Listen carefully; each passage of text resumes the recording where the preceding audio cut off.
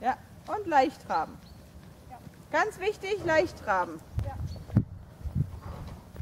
Nicht noch zusätzlich ihr schwer machen, indem Ja. man sitzen bleibt. Genau, linke Hand nach oben. Genau das gleiche Fall. Guck, dass du deinen Oberkörper ganz entspannt lässt. Deine Schultern selber auch entspannt. Jawohl, und vorwärts traben. Alles gut und vorwärts. Ja! Gut!